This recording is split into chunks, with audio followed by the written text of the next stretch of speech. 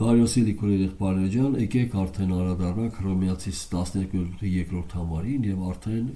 խոսենք կիրառականի մասին։ 1-ից 11-րդ գլուխներում առաքյալը անդրադառնալով թեորիային, այսինքն ցույց տալով ավետարանի բոլոր բաղադրիչները, մինչև 1-ից 11-րդ գլուխը, ցույց տվեց ընդհանուր առմամբ Աստծո ողորմությունը, մեծ ողորմությունը ուղղված անարժան մարդուն, եւ սա հանդիսանում է մեր հոգևոր կյանքի կամ մեր ընդհանրապես եկեղեցում կիրառականի վարքի հիմքը եւ գրավական, այսինքն եթե կա աստվածաշնչյան ճանաչողություն ավետարանի հիմքի վրա, այն արտադրում է հավատացյալի կյանքում ողորմությունով վարքը։ Դրա համար առաքյալն ասում է արդ աղաչում եմ եղբայր, այսինքն ուրեմն եթե լսեցի 1-ից մինչև 11-ում թե ինչպիսի ողորմած Աստված եւ ինչպես այդ ողորմությունը կիրառե անարժան մարդու վրա, ուրեմն այդ ողորմությունով աղաչում եմ, որ ձեր մարմինները ներկայացնեք կամ դնեք Աստծո զոհասեղանին որպես կենդանի զոհ, որը ձեր հասկացողությունով բանավոր ծառայություն է կամ միտք, լոգիկոս, հասկացողությունով ծառայություն է։ Եվ մենք անդրադարձանք տարբեր բաժինների, որ այստեղ զգացմունքային սկզբունքները չեն մեզ մղում երկրպագության, այլ ավետարանի միջոցով Քրիստոսին ճանաչելը մեզ մղում է, այսինքն Քրիստոսի միջոցով նաև Աստծուն ճանաչելը մեզ մղում է, որպեսզի մեր անձերը դնենք Աստծո զոհասեղանին, այսինքն որպես մեր անձերը հանձնենք որպես պատկանելիություն Աստծուն նրան եւ կենդանի զոհ, ոչ թե մահացած, այլ ծառայող, կենդանի գործող, Աստծո համար պտուղ բերող զոհ, եւ սա կարեւոր է, որ դրանից հետո առաքյալը անմիշապես անդրադառնում է մեր հասկացողության եւ ասում է ուրեմն մի կերպարանվեք, այսինքն կա մի արգելք, որը թույլ չի տա, որ դուք Աստծուն ընդունելի զոհ լինեք, մի նմանվեք, այդ կերպարանքը մի ընդունեք, այն ուղղակի կխանգարի ձեզ, որ Աստված ընդունի ձեր զոհը, ձեր կյանքը որպես զոհ, այլ նորոգվեցեք ձեր մտքի նորոգությունով, այսինքն ձեր հասկացությունն անդրադառնում է հասկացողության, որպիսի քննեք, որն է Աստծո կամքը, եւ մենք վերջի մեր ձայնագրության մեջ տեսանք, որ Եսայի մարգարեության ժամանակ 66-րդ գլխում, երբ որ Իսրայելը կատարում էր Աստծո բոլոր հերթական զոհերը, բայց Աստված ասում էր ձեր այդ գառը նման է, որ դուք շուն եք մորթ, այսինքն ձեր բերած զոհի արունը ինձ համար պիղծ է, ձեր այդ կնդրուկը, որ անում եք, դա ինձ համար նույն կուրքն է, որ կուրքին դուք անում եք, այսինքն այստեղ խնդիրը որն էր, երբ որ մարդիկ ուղղակի իրենց ընդհանուր հասկացողության մեջ կարևոր շեշտը դրել էին իրենց կամքին, իրենց ընտրությանը, ոչ թե հետամուտ էին, թե ինչ է ուզում Աստված, այսինքն այլ ինչ են ուզում իրենք, եւ իրենց կամակատարությունը հանդիսանում էր, որ բերված զոհը, որը Աստծո խոսքի համաձայն է, Աստված այն համարում էր պիղծ։ Սա շատ կարևոր է, դրա համար առաքյալը սա իմանալով ասում է քննեք Աստծո կամքը, որպիսի ձեր զոհաբերությունը Աստծուն ընդունելի լինի, որը կատարյալ, բարին եւ հաճելին է, այսինքն Աստծուն հաճելի։ Եվ մենք տեսանք ընդհանուր առմամբ վերջի ձայնագրության մեջ, որ միակ զոհը, որ Աստծուն ընդունելի եւ հաճելի է, դա Հիսուս Քրիստոսի անձն է, Հիսուս Քրիստոսի կատարած զոհը եւ այն անձը, ով նմանվում է Քրիստոսին, որտեղ մենք լսեցինք, որ սա է իմ որդին, որի վրա է իմ հաճությունը, նրան լսեցեք։ Եվ ընդհանուր առմամբ ավետարանը ներկայացնում է մեզ Քրիստոսին եղբայրների մեջ որպես առաջնեկ, այսինքն բոլոր Աստծո որդիները ի վերջո որպես օրինակ ունեն Քրիստոսի անձը։ Մենք նմանվում ենք Քրիստոսին, ինչքանով նմանվում ենք Քրիստոսին, այնքանով մենք հաճելի ենք Հորը։ Դրա համար մեր վարքի հիմքում ընկած է Աստված ճանաչությունը, որը տալիս է մեզ Աստծո կամքը զանազանելու եւ մղելու Քրիստոսին նմանվելու ընթացքի մեջ։ Այսինքն առանց մեր միտքը նորոգվելու մենք Քրիստոսին չենք նմանվի, որովհետև ես հիշում եք անցյալ անգամ շեշտեցի, որ նաև մեր հատվածում մենք որոշակի մտքի հետ կանդրադառնանք նաև քրիստոսաբանության, որտեղ կտեսնենք Քրիստոսի կամքը որտեղ է ուղղված։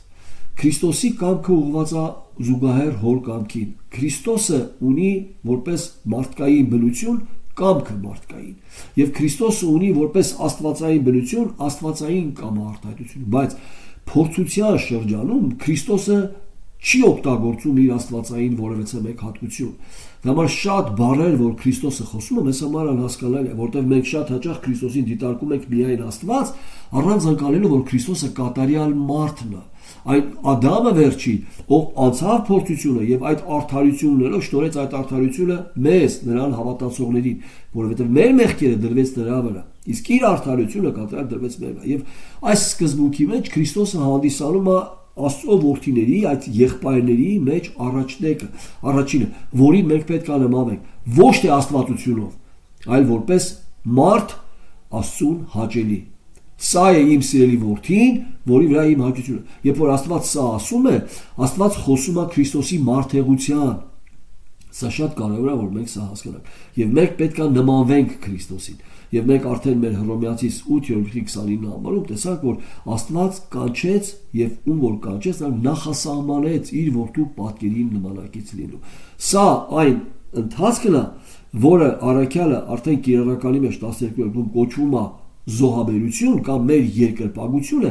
եւ սա ընդհանուր մեր կյանքի ընթացքն է մինչեւ Քրիստոսին միանալը։ Եվ մինչեւ Քրիստոսին միանալը մենք այս ընթացքի մեջ ենք, նմանվում ենք Քրիստոսին, եւ այս Քրիստոսին նմանվելը կոչված է մեր հասկացողությունով ծառայությունը։ Ուրեմն սա կարևոր է։ Տեսեք, եթե վերցնենք ավելի կարճ եւ անդրադառնանք արդեն այդ հատվածին, երկրորդ գլխի հենց առաջի համարից մենք կարդում ենք եւ մի կերպարանվեք այս աշխարհի կերպարանքով։ Սա գլխավոր արգելքն է, որը թույլ չի տալի, որ մեր կյանքը որպես զոհ Աստծո զոհասեղանին դրած մեր ծառայությունը հասկացողությունով Աստծուն ընդունելի լինի, թույլ չի տալի։ Ինչը, որտեղ մեր շրջապատում կա որոշակի արժեքներ, որոնց մենք ակամայից նմանվում ենք, եւ սա թույլ չի տալի, որ Աստված Աստծո կողմից ընդունելի լինի մեր այդ ծառայությունները։ Մենք կանադառնանք այս հատվածում երկրորդ համարում 3 կարևոր կողմերին մեր վերափոխման։ Առաջինը մեր վերափոխման օրինակը։ Որն է մեր վերափոխման օրինակը։ Ինչին ենք մենք, ինչ օրինակ ունենք մենք մեր առաջ, որ վերափոխվում ենք դեպի այդ օրինակը, նմանվում ենք դրան։ Որոշակի առումով կանադառնանք նաև լեքսիկոլոգիական հատվածների, այսինքն բառերի որոշ նշանակություն, որտեղ տեսեք, օրինակ մեր հայերեն թարգմանության մեջ արատի մեջ ես կարդում եմ մի կերպարանեք այս աշխարհքի կերպարանքով։ Բնագրի մեջ աշխարհ բառը չի, կոսմոս բառը չի, համակարգ բառը չի, այլ այս դարաշրջան բառը, այոն, տուտո, այս դարաշրջանին մի նմանվեք։ Ինչի հակաթեզիսը այս դարաշրջանը դրված է որպես հակաթեզիս գալիք դարաշրջան, այսինքն Քրիստոսի թագավորության։ Հիմա այս դարաշրջանը առավել հանձնված է սատանայի իշխանության։ Նույնիսկ սատանան կոչված է այս օդի իշխան, այս դարաշրջանի աստվածը, որը ներգործում է ապստամբության որդիների մեջ։ Տեսեք, կանադառնանք որոշակի այս հատվածները, որպեսզի ավելի հասկանալի լինի ինչ է ասում առաքյալը, եւ առաքյալը խոսքը ուղղում է եկեղեցուն։ Առաքյալը խոսքը չի ուղղում աշխարհին։ Առաքյալի խոսքը ուղղված է եկեղեցում, այսինքն եկեղեցում կարա անձը, ով վերստին ծնված է, ով ունի արդեն նոր բնություն, նոր ստեղծված է, առաքյալն ասում է, այո, միգուցե դուք ներքնապես նոր ստեղծված եք, բայց զգուշ եղեք, որ ձեր վարքը չընդօրինակի այս դարաշրջանը, այսինքն այս դարաշրջանի սկզբունքները չկիրառեք ձեր հարաբերությունների մեջ եկեղեցում։ Այդ ժամանակ ձեր ծառայությունը Աստծուն ընդունելի չի լինի։ Այսինքն դուք չեք վարվում Աստծո կամքի համաձայն, ինչպես Եսայի մարգարեությունը մենք 66-րդ գլխում նայեցինք, ճիշտ է, ձեզ կթվա թե դուք Աստծուն ծառայում եք, նույն ծառայությունն եք անում, բայց իրականում դուք ձեր կամակատարությունն եք, ձեր կամքն եք կատարում։ Այսինքն դուք առավել ոչ թե հետաքրքրված եք Աստծո հետ հարաբերությունով, այլ հետաքրքրված եք ձեր պահանջները բավարարելով։ Եվ ի վերջո ծառայում եք կարծես թե Աստծուն ըստ ձեզ։ Սա շատ կարևոր է, որ մենք հասկանանք։ Ուրեմն, եկեք անդրադառնանք, ես հիմա կընթերցեմ առաջի համարից մինչև երկրորդը, եւ այս շախկապի մեջ կանադառնանք առաջի վերափոխման կարևոր կողմին, ասպեկտին։ Դա կնշանակի մեր օրինակը։ Արտաղաչում եմ ձեզ եղբայր Աստծո ողորմությունով, որ ձեր մարմինները ներկայացնեք կենդանի, սուրբ եւ Աստծուն ընդունելի պատարագ, որը ձեր հասկացողությունով պաշտորը։ Եվ մի կերպարանվեք այս աշխարհի կերպարանքով, այլ նորոգվեցեք ձեր մտքի նորոգությամբ, որ դուք քննեք, թե ինչ է Աստծո կամքը, բարին, հաճելին եւ կատարյալը։ Ընդհանուր առմամբ նորից եկեք հիշենք, որ մեր ծառայությունն առաստված դա մեր երկրպագությունն է։ Երկրպագությունը որոշակի ժամանակահատված չի, այլ ընդհանուր մեր ծառայությունը հասկացողությունով դրված Աստծո զոհասեղանի եւ կենդանի զոհ, սուրբ զատված Աստծո համար։ Հետաքրքիր է, որ երբ որ մենք խոսում ենք զոհի մասին, միակ զոհը, որ Աստծուն հաճելի է, եւ իմիջիալոց 5 տականի բոլոր զոհերը խորհրդանշում էին հենց այս զոհը։ Եթե այս զոհը չկատարվեր, այն բոլոր զոհերը ի վերջո ոչ մի նշանակություն չէին ունենա։ Այն բոլոր զոհերի թափված արյունը միացավ Քրիստոսի թափված արյան, որ դարձավ որոշակի առումով որոշակի գործոն։ Ժամանակ առ ժամանակ մեղքերի քավություն որպես հետաձգող Աստծո բարկությունը միջև կգա իրական զոհ Քրիստոսի թափված արյունը, որը վճար կլինի բոլոր հավատացողներին։ 5 տականում նրանք, որոնք հավատում էին գալիք Քրիստոսին, մեր պարագայում, որ եկել է արդեն Քրիստոսը, արդեն Քրիստոսի կատարած զոհի, անցյալում կատարած զոհի։ Սա կարևոր է հասկանալ։ Տեսեք, շատ կարևոր մի բան։ Ընդհանուր առմամբ Աստծո համար որպես զոհ հասկացողություն հաճելի եւ ընդունելի է միայն Քրիստոսի զոհը, եւ նաեւ որպես կերպար Աստծո որդու հաճելի եւ ընդունելի է միայն Քրիստոսը։ Սրա համար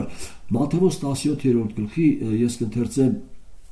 5 համարից կարդում ենք եւ նա տակավին խոսելիս, երբ որ հիշում եք վերափոխման այս երբ որ Քրիստոսը վերափոխվեց իր աշակերտների առաջ, այդտեղ ձայն եկավ երկնքից եւ ինչ էր այդ ձայնը ասում, դա Աստծո ձայնը։ Եվ նա տակավին խոսելիս, որ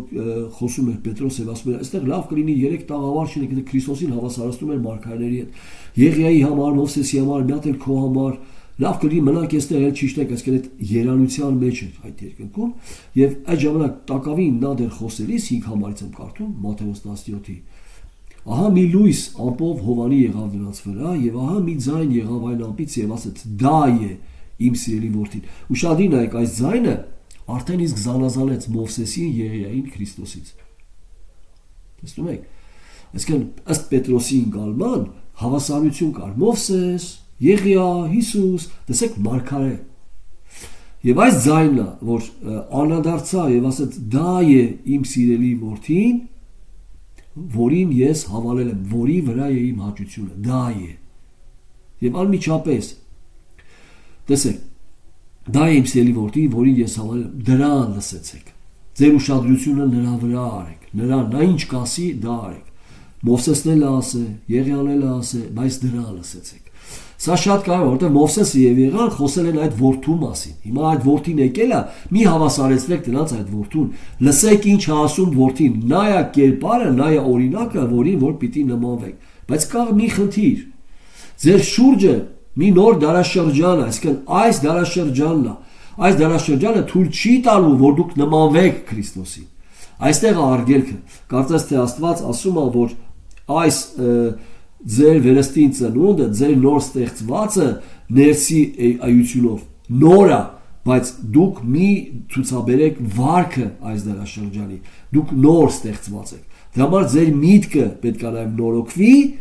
որպեսզի քննեք որն է Աստծո կամքը։ Եվ մեր միտքը քննելու գլխավոր գործոնը դա Քրիստոսի միտքը ունենալն է։ Միայն Քրիստոսը լավ գիտի հոր կամքը։ Եվ միայն Քրիստոսի միտքը ունեցողը գիտի ինչն է հաճելի հոր, այսինքն հոր կամքը, որը բարին, կատարյալ եւ հաճելին է։ Սա կարևոր գործոն է, սերած։ Դրա համար առաքյալը տեսեք, հենց արդեն չէ 1-ից մինչև 11 է, որ ինքը խոսում է թեորիա, ներկայացնում է ավետարան, որ Աստծո ողորմությունը եւ կիրառվել է ձեր վրա, եւ հետեւից ասում է աղաչում եմ ձեզ, նվիրեք ձեր անձերը որպես զոհ Աստծուն ընդունելի։ Արդեն 12-ից երբ որ խոսքը գնում արդեն կիրառականի վրա, ինքն անդրադառնում է մեր մտքի նորոգության։ Ինչի՞։ Որովհետև առանց Աստծուն ճանաչելու, առանց Աստծո կամքը հասկանալու, մեր ծառայությունը, մեր զոհը, նույնիսկ եթե մենք այս զոհ բերենք, այն Աստծուն հաճելի չի լինի։ Շուտ Պողոս առաքյալն ինչ ասում։ Նույնիսկ եթե մարմինս էլ վառելու տամ, բայց սեր չունենամ, իզուրա։ Սերը, այստեղ խոսքը վերաբերվում է Աստծուն սիրելու եւ այդ սերը մյուսների հանդեպ արտահայտելու։ Եթե սա չկա, ինչ ուզում եք արեք, ինչպիսի զոհաբերություն ուզում եք արեք, այն զերո է։ Դրա համար սա շատ կարևոր է մեր աստվածաճանաչությունը, որպես հիմք մեր երկրպագության եւ սրա հիմքում առաքյալը խոսում է, քանի որ դուք զոհ եք որպես դառը, ուրեմն պետք է այն լինի Աստծո կամքի համաձայն, որպեսզի Աստծո կողմից ընդունելի լինի, ինչա պետք, Աստծո կամքը զանազանելա պետք։ Եկեք անդրադառնանք արդեն առաջի գործոնին։ Տեսեք, ես կարդացի Մատթեոս 17:5-ը, բայց նաև 2 Պետրոս 1:17-ում Պետրոս առաքյալը, երբ որ խոսում է, երբ որ զգուշացնում է հավատացյալներին, այսինքն ինչպիսի վարք ունենան եկեղեցու մեջ, նույն բառերն է բերում։ Ասում է Քրիստոսին նմանվեք, մենք լսեցինք, ասում է, եւ երբ որ մենք ձեզ ավետարան ենք տալի, մենք չենք տալի մեր պատկերացումներից, մեր բարոյական արժեքներից ինչ որ խոսքեր, որից դուք պետք է հետևեք, այլ մենք ասում է, մենք տեսանք, ասում է, տեսանք այդ ձայնը, որ եկավ, մենք այդտեղ էինք, ասում է, այդ փորձառությունը մենք ունեցանք, բայց ասում է, այս փորձառությանը նաեւ մի հենեք, այդ փորձառությունը, որ մենք ունեցանք, այն վկայում է, որ կա ավետարան, խոսք Քրիստոսի մասին, եթե նրան լսեք, ավելի լավ կանեք, որտեղ նա մուտության մեջ լույս է տալիս։ Այսինքն Քրիստոսին տեսնել նաև ավետարանի մեջ եւ գնալ դրա հետևից նմանվել նրան, սա հանդիսանում է մեր ընդհանուր երկրպագությունը առ Աստված։ Որովհետեւ մեկը, եթե Քրիստոսին չի նմանվում, բայց փոքրիկ լույսով օրորվում եւ շորվում է երաշտության տակ եւ ասում է, որ ես երկրպագեցի Աստծուն, սխալվում է, ինքնախապված է։ Իրականում մեր երկրպագությունը մեր Քրիստոսին նմանվելն է։ Սա է մեր զոհը դրված Աստծո զրահասեղանին եւ մեր ծառայությունը, հասկացողությունը, որ Աստծո կողմից ընդունելի է, հասկացողությունով, ոչ թե զգացմունքային։ Ես չեմ պատկերացնում, որ Պողոս առաքյալը փոքրիկ մոմը վերցներ ձեռքը եւ երաշտություն դներ եւ այսպես օրորներ եւ ասեր. «Տեր, ես քեզ երկրպագում»։ Չկա այդպիսի բան, սիրելիներս։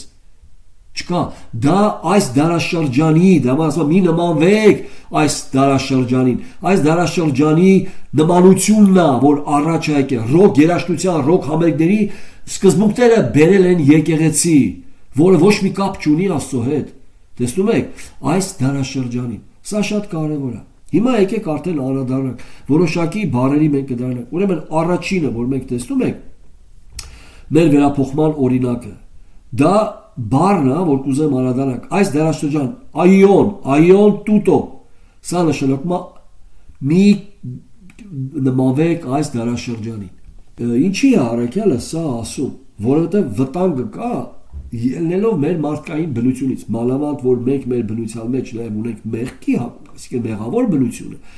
այն շատ ինքը որպես մարդկային բնություն ինքը տպում է ամեն ինչ, մարդը, ինչը որ իր համար հանդիսանում է արժեք, ինչը որ իր համար հանդիսանում է հեղինակություն, ինչի մեջ ինքը տեսնում է փառք, փայլ, ինքը դրան նմանվում է, ինքը տպում է դա, ուղղակի նույն կարգավիճակն է ընդունում, նույնպես ասում, օրինակ առաջինը մեր կյանքում մենք նմանվում ենք մեր ծնողներին, որտեղ նրանք մեր կյանքում հեղինակություն են դառնում։ Մեր ծնողներին, նրանց խոսելաձևը, նրանց վարքը, նույնիսկ գենետիկորեն որոշ բան փոխանցված։ Մեր ուսուցիչներին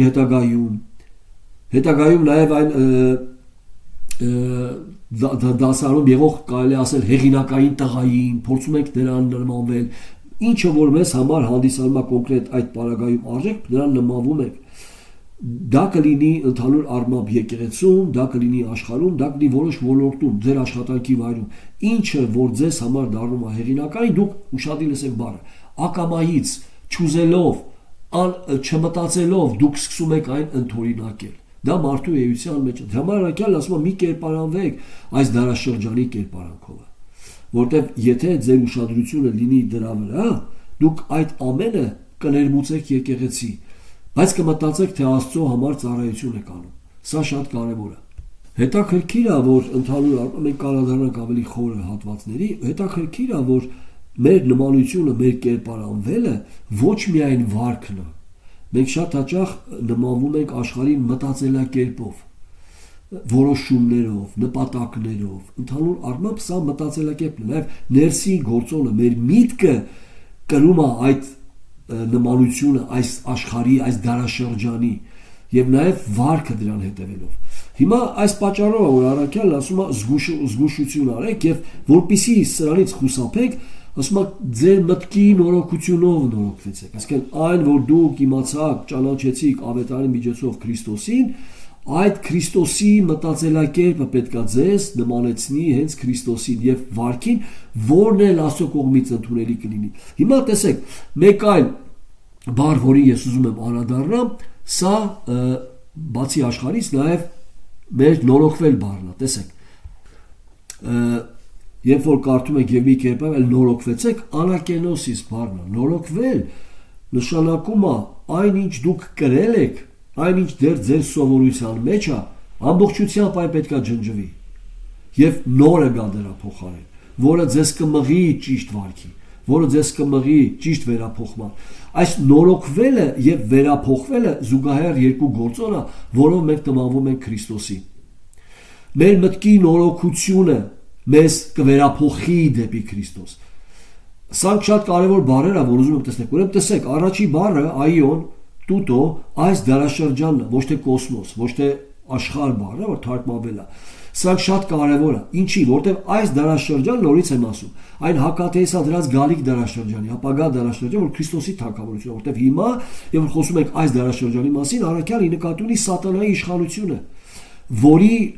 տերիտորիայի մեջ ենք մենք, տարածքի մեջ ենք մենք գտնվում։ Մենք երկնքի քաղաքացիներ ենք, բայց գտնվում ենք դեռ թշնամու տարածքում։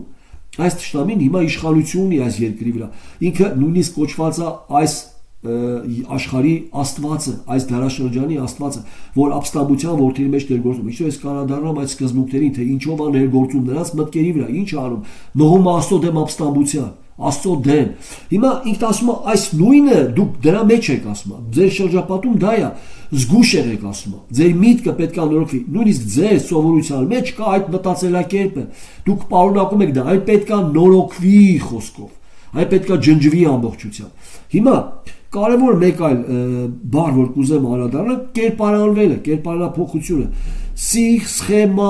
սիսխեմատիզո, ներողություն, սիսխեմատիզո բառը, որը նշանակում է դառնալ համեմատ կամ ընդունել այդ ձևը, այդ ֆորման, կաղապարը։ Չէ՞ որ ինչ-որ մի բան մենք լսում ենք կաղապարի մեջ, այդ կաղապարի ձևն է վերցնում։ Այսինքն սիսխեմատիզո բառը նաև նշանակում է այդ ձևը ընդունել, բառացի նշանակում է դառնալ հարմար, ձեռք բերել կապ նմանվելով, այսինքն կապված լինել նմանությունով։ Սա շատ կա, այսինքն բառացի երևալ նույնպես ինչպես այդ առարկան է։ Այսինքն եթե խոսքը գնում է այս դարաշրջանի մասին, ասում է դուք մի նմանվեք այդ դարաշրջանին։ Ինչով? Եվ մտածելակերպով, եւ վարքով, եւ որոշակի նպատակներով, եւ որոշակի որոշումներով մի նմանվեք այս աշխարհին։ Սա մեզ համար ավելի մոտիկ է, մեզ համար ավելի դյուրին է, հեշտ է անել, որտեվ սա անելով աշխարհը մեզ չի ծաղրի, բայց որտեվ իրա նման ենք անում, բայց դրա համար տեսեք շատ կարևոր է հասկանալ, որ եկեղեցիներ կան այսօր, որոնք ասում են ոնց անենք, որ աշխարհի մարդկանց գրավենք եկեղեցի, եկեք անենք այն ինչ որ իրանք ուզում են։ Նրանք բառացի գիտեք ինչ են ասում։ Եկեք տեսնենք ինչ է ուզում սատանան, այն էլ անենք։ Այսինքն որպեսզի աշխարհի մարդկանց գրավենք, ասում է եկեղեցի։ Երբ որ դուք այդ մարդկանց բերում եք եկեղեցի, անելով հակառակ Աստծո ուզածը, դուք պիտի շարունակեք դա անել, որպեսզի այդ մարդիկ մնան եկեղեցում։ Այսինքն դուք եկեղեցին արդեն վերածում եք ոչ թե Աստծո այն խմբին, այլ վերածում եք ինչի, աշխարհին։ Այսինքն տեսեք, շատ հետաքրքիր է, որ լավ է, որ նավակը ծովի մեջ է, բայց շատ վտանգավոր է, որ ծովն է նավակի մեջ։ Ուստի լավ է, որ եկեղեցին աշխարհում է,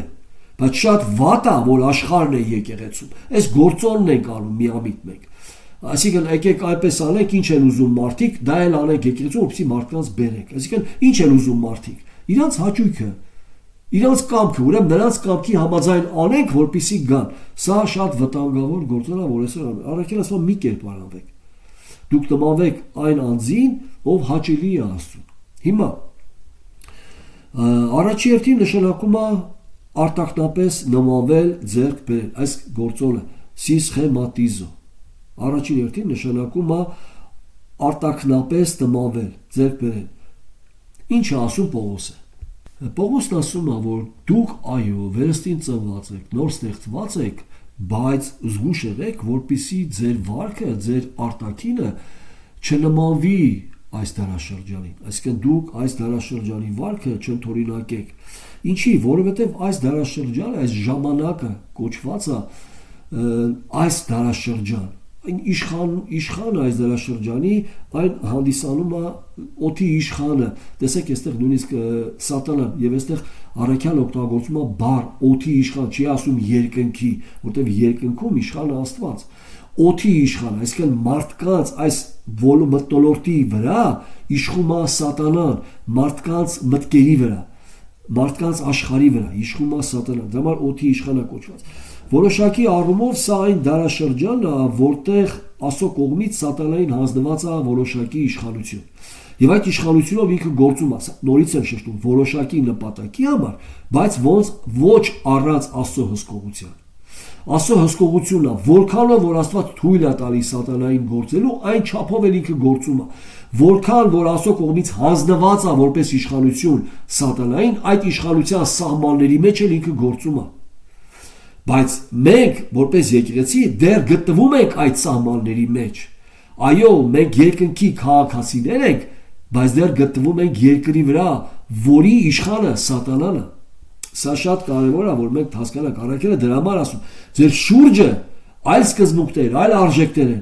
մի նմանվեք դրանց։ Այսինքն եկեղեցու մեջ դա չընդօրինակեք որպես վարք հարաբերությունների մեջ, կամ մանավանդ Աստծո համար ծառայություն անելու մեջ այդ սկզբունքները չերևա ձեր կյանքում։ Որոշակի սկզբունքների մասին մենք կխոսենք, որոշ հատվածներից, այնպիսի մոտավորապես 8 սկզբունքի մասին կխոսենք։ Կտեսնեք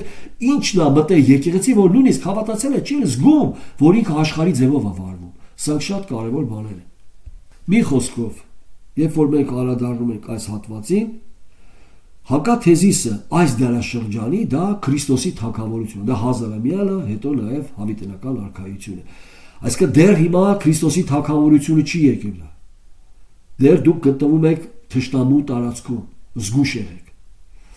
Հիմա տեսեք, սրանից հետո ինքը անդրադառնում է, որ այս դարաշրջանի իշխանը ունի մի նպատակ՝ մարդկանց հեռացնի Աստծուն փառավորելուց։ Այսինքն, որպեսզի մարդը չնմանվի Աստծուն, որպեսզի մարդը չտեսնի Աստծո փառքը, չտեսնի Աստծո լույսը, չտեսնի այն գեղեցկությունը, որ ունի Աստված, այն կուրացնում է եւ մղում է մարդկանց հակառակվելու եւ Աստծո հանդեպ ապստամբություն անելու։ Եկեք անդրադառնանք սրան, տեսեք, առաքյալը մի խոսքով ասում է՝ մի ղեկավարվեք նրա ղեկավարությունով, որտեղ աշխարհը դրանով է ղեկավարվում։ Աշխարհը ղեկավարում է սատանան, դուք էլ մի ղեկավարվեք այդ ղեկավարության սկզբունքներով։ Ուրեմն տեսեք, 2 Կորինթացիս 4:4-ում, 2 Կորինթացիս 4 եկեք երկուսից ընթերցենք, տեսեք առաքյալը, որ մտքի մեջ է, որ կոնտեքստի մեջ է խոսում, որ այս աշխարհի Աստվածը սատանան է։ Մենք ասում ենք խարդախությունով չենք տալի ձեզ ավետարանը։ Մենք ձեզի չենք խաբում, մենք տալիս ենք այնից, ստացել ենք Աստծուց։ Այլ ամոթալի ծածուկ բաները մերժել ենք եւ խորամանկությամբ չենք վարվում։ Եվ Աստծո խոսքեր չենք ծռում, այլ ճշմարտության հայտությունով մեր անձերը ընդունելի ենք անում այն ամեն մարդկանց խշմտանքին Աստծո առաջին։ Մեր անձերը ընդունելի ենք անում։ Մեր անձերը որպես զոհ ենք դնում, որ ընդունելի լինի։ Ինչի? Աստծո առաջ։ Այսինքն ինչ որ մենք ձեր հանդեպ անում ենք, այնպես ենք անում, որ այդ մեր արածը Աստծո համար ընդունելի լինի, Աստծո առաջ։ Տեսնում եք? Խորամանկություն չեք անում։ Իսկ աշխարհը ո՞նց է անում? Խորամանկությունով ամեն ինչ։ Հիմա տեսեք, եւ ասում եմ, իսկ եթե մեր ավետարանը ծածկված է լինի, եթե մեր ավետարանը այդ մաքրությունը ծածկված է, այն ծածկված է միայն կործանվածների մեջ, որոնցում այս աշխարհի կամ այս նույն բառը, այս դարաշրջանի Աստվածը, ասեք սատանա կոչված Աստված, ղեկավարողը, որոնցում այս դարաշրջանի Աստվածը այն անհավատների սրտերը, հասկացողությունը, մտքերը կուրացրեց, որ Քրիստոսի փառավոր ավետարանի լուսավորությունը չծագի նրանց վրա, որ աներևույթ Աստծո պատկերն է։ Առաջի հերթին անհավատություն է ներշնչում ղեկավարելով եւ ծածկում է Քրիստոսի լույսը նրանցից, որոնցում այս աշխարհի Աստված այն անհավատների սրտերը կուրացրեց։ Գործ է անում, ինքը կուրացնում է մարդու միտքը, մարդուն տալիս է արժեքներ, որոնք մերժում են Աստծո ճշմարտությունը։ Այդ արժեքները իսկ մերժում են ճշմարտությունը։ Սա շատ կարևոր է։ Կամ այդ արժեքները մարդու կյանքում կասկած են բերում, Աստված կա, թե չէ։ Դա կլինի ռացիոնալիզմը, տարբեր փիլիսոփայական մոտեցումների սկզբունքների մեջ, հոգեբանական սկզբունքների մեջ, ամեն ինչ անում է, որպեսզի Աստծուց հեռացնի։ Աստված չկա, ղեկավարի քո կյանքը, բայց իրականում ինքն է ղեկավարում ձեր կյանքը, անհավատների սրտերը։ Ուրեմն սա շատ կարևոր է, որ մենք տեսնենք։ Սերես, ուրեմն մեկ այլ հատված եկեք նայեք, որտեղ նույնպես նկարագրված է այս օդի իշխանը եւ այնտեղ նույնպես բառը օգտագործված, այս բառերը հենց այնպես չեն։ Առաքյալը այս բառերով նկարագրում է նրա գործունեությունը։ Այստեղ օրինակ այս հատվածի մեջ մենք ինչ տեսանք, որ ինքը կուրացնում է մարդկանց մտքերը։ Մարդու մտածելակերպը կուրացնում է եւ մարդը մտածելակերպը կուրացնում չի զանազանում Աստծո կամքը։ Կամ Աստծո կամքի տեղ այլ բան անցալում, ասում սա էր Աստծո կամքը, բայց իրականում դա Աստծո կամքը չէր, այլ հակառակ էր։ Մեկ այլ հատված նայենք, տեսեք։ Եփեսացիս 2-րդ գլուխը, առաջ։ Եվ դուք որ մեռած էիք հանցանքներով եւ մեղքերով, որոնցում մի ժամանակ գնում էիք այս աշխարհի սովորության պես, այս դարաշրջանի սովորության պես, օդի իշխանության իշխանի պես, այն հոգու պես, որ հիմա ներգործում է ապստամբության որդիների մեջ։ Այսինքն այս օդի իշխանը ինչ անում, ներգործում է մարդկանց սրտերի մեջ, ինչ անում, նրանց ապստամբության հանելու առաստված, նրանց ապստամբությանը մղում դեպի Աստծո, Աստծո դեմ ապստամբության մղելու։ Սա նույնպես գործ, այսինքն օդի իշխանը, այս դարաշրջանի Աստվածը։ Տեսնում եք, սալով նկարագրված այս դարաշրջանը, Առաքել ասում մի նմանվեք այս դարաշրջանին, այլ նորոգեցեք ձեր մտքի նորոգությունով։ Ուրեմն քանի որ մենք գտնվում ենք դեռ թշնամու տարածքում, ճիշտ է, նորից եմ ասում, մենք նորոգված անձեր ենք, մենք մեր քաղաքացիությունը երկինքն է, բայց գտնվում ենք այս երկրի վրա, եւ մեր շուրջը իրականում այս օդի իշխանը դեռ կա, դեռ իր իշխանություն, եւ հետաքրքիր է, որ ուշադիր պետք է լինենք, որ ինչ որ նրան հանձնված Աստծո կողմից, այդ էլ ինքը կիրառում է։ Շատ հաճախ մենք կարդամ հատված, օրինակ Ղուկաս 4:5-ում, երբ որ ինքը Քրիստոսին փորձում է, այնքան լկտի է, որ նույնիսկ փորձում է Աստծո որդուն, գիտենալով, որ Քրիստոսը նաև կատարյալ Աստված է, փորձում է։ Տեսեք, ինքը հանդգնում է նույնիսկ Աստծուն փորձ։ Իհարկե ինքը փորձում է Քրիստոսին որպես կատարյալ մարդ, որպես երկրորդ Ադամ, այնտեղ որտեղ գցեց առաջի Ադամին, փորձում է երկրորդ Ադամին էլ գցի։ Եվ եթե Քրիստոսը մեկ հատված, մեկ փոքրիկ մեղք Աստծո կամքից հեռանար, ամբողջ փրկagorությունը կջնջվեր։ Ինքը չէր հանդիսանա երկրորդ Ադամ արդեն։ Չէր օրինակ կատարյալ արդարություն, որ շնորհել նրան, որ հավատացել են նրան, եւ չէր կարա մյուսների մեղքերի համար պատճառը կատարել։ Սա իմանալով Սատանան հանդգնում է փորձել նաեւ Քրիստոսին, եւ Քրիստոսին փորձելու մեջ կտեսնեք կարևոր մի տար։ Ինքը մղում է Աստծո դեմ ապստամբության նաեւ երկրպագության ոլորտում։ Գիտեք ինչ է ասում Սատանան Հիսուսին։ Ասում է, եթե ծունկի գալով, այստեղ նաև այս հատվածի մեջ լեքսիկալոգիական մենք տեսնում ենք ինչ է նշանակում երկրպագություն։ Ծունկի գալ, պատիվ տալ, ամբողջությամբ նվիրվել, ամբողջությամբ համարել արժեք, խոնարհվել։ Ասում է, եթե ծունկի գալով ինձ երկրպագես, այս ամենը քեզ կտամ։ Ինքը առաջարկում է։ Եվ շատ մարդիկ խափնված այս դարաշրջանի մտածելակերպը ձեռք բերված քրիստոնյաներ եկեղեցում խմբեր ընդունել են սա։ Այսպես անենք, որ գան մարդիկ, ինչի, որ մարդիկ գան, 10-րդը շատ կլինի, հարստություն, ով է սատալի, Սատանան։ Եթե ինձ երկրպագես, իմ կերպերը անես, ես կտամ քեզ։ Տեսնում եք ինչպես է ինքը ծռում ճշմարտության ճանապարհը։ Առաքյալը երբ որ կարդացինք, ասում մենք Աստծո խոսքը չենք խորամանկում, Աստծո խոսքը չենք հարմարեցնում, ինչ որ Աստված տվել է, նա էլ տալիս եք մաքուր։ Կընդունեն կամ չեն ընդունի։ Համար մեր ավետարանը ասում է, երկու հոտ ունի, կամ անուշահոտություն, նրանք որ կյանքին են պատկանում, կամ էլ մահվան հոտ, նրանք որ կործանվածներ են։ Այսինքն այստեղ շատ կարևոր է, որ մենք հասկանանք ապստամբության որդիներ են կոչված, որովհետև հենց մեր հատվածում արդեն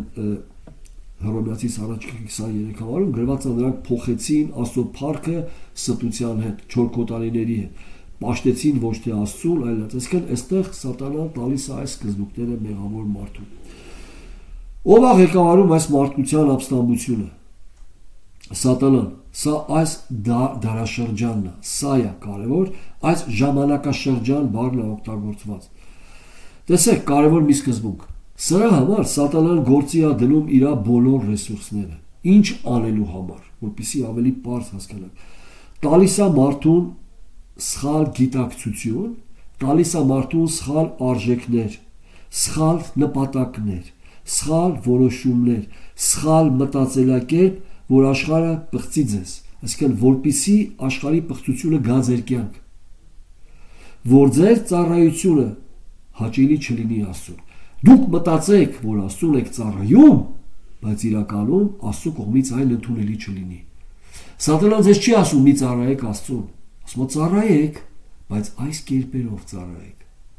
Տեսնում եք, խապկանքը որտեղ է։ Սրա համար Առաքյալն ասում է մի նմանվեք այս դարաշրջանին։ Ինչի նկատի ունի ինքը դարաշրջան ասելով։ Այն օդի իշխանը, այդ դարաշրջանի Աստվածը, որ ղեկավարում է մարդկանց, այդ սկզբունքներով դուք այդ սկզբունքներին մի նմանվեք, մի բերեք եկեղեցի այդ սկզբունքները։